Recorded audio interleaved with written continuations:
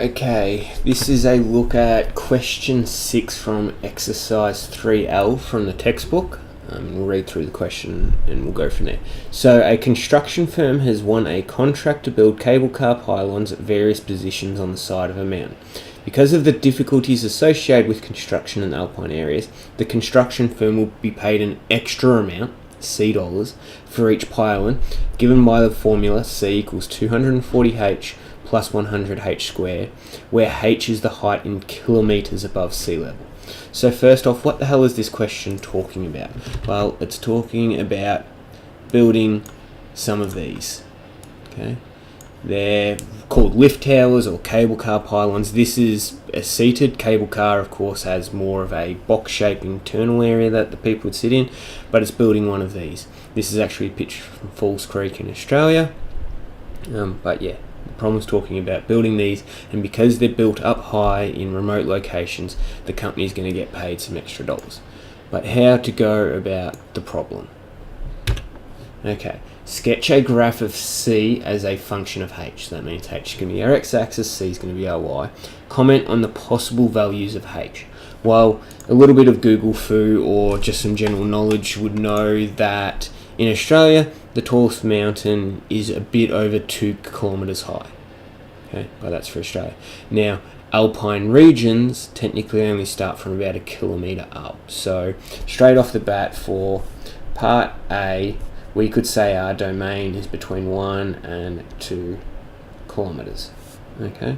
Now, of course, if you're somewhere else in the world, that could be much higher. Okay.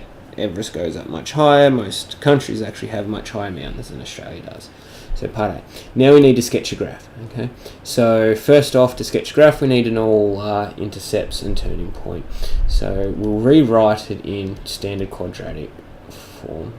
H squared plus 240h. Okay. We can actually take out the h.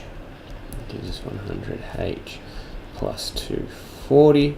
Okay, so to find the x intercepts, okay, or x int, let c equal to 0. Therefore, okay, since it's in this form, we've got h at the front.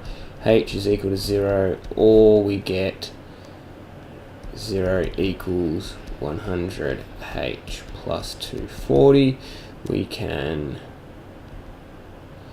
rearrange this to give us negative 240 equals 100h, and then h equals negative 2.4. Okay, so also quickly looking at this equation, it's in standard parabolic form, so we know it's going to be a U shape, it's not going to be an N. Okay, it's not going to look like that. And we've just figured out our x-intercepts is going to be 0 and negative 2.4. So really quickly, without even calculating turning points, we know our graph, okay, intercept there, is going to look something like this.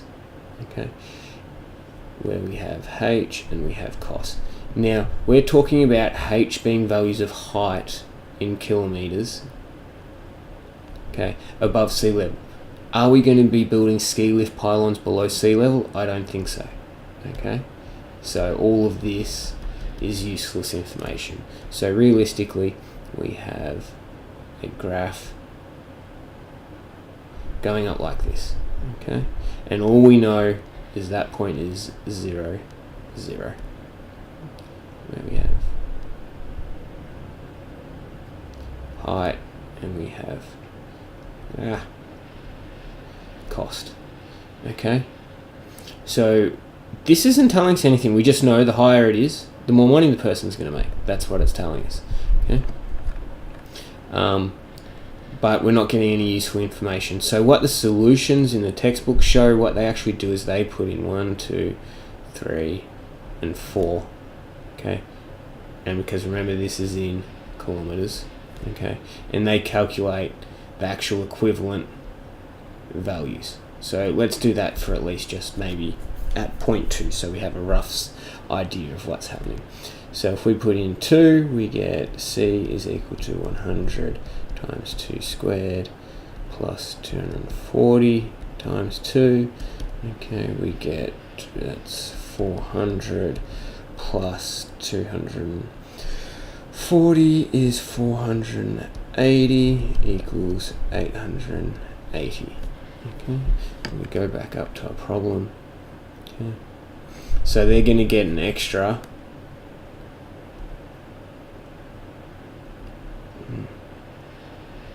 $880 for a pylon that's built at 2 kilometers above sea level.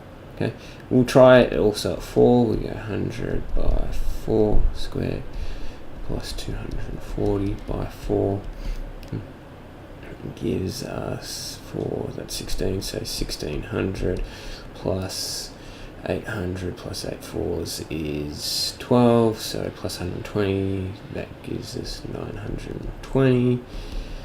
Okay, add the 9, 25. Okay, so if they built a pylon at 4 kilometers, if we keep this going, okay, it's 2520. Okay, so they get a whole lot more money per pylon, okay, at 4 kilometers than 2 kilometers. And that's part A. Okay, excuse my very terrible sketch again using the tablet, but that's the idea and that's the solution. Okay, yes, you could do something like this, okay, knowing that that intercept is at negative 2.40 and this one here is 0, 0, and then you can calculate the turning point, but that doesn't really tell us anything useful about the relationship here, okay, of as height increases what sort of money, what actual values. Okay, this is something more useful, so they've just done it by substitution. Okay, let's look at part B. Does C have a maximum value? Okay, well, it's a quadratic, it keeps going up this way and it keeps going up this way, so technically no.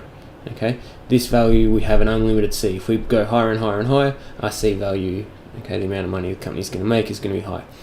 Now, what's actually physically realistic on Earth? Well, you'd look up the height of Everest and that could be the maximum value you could ever get. So equation wise, we could say for part B, we could say equation wise there's no limit. Okay, practically yes, and we could look up what the height of Everest is to find out practically on Earth what would be the limit there.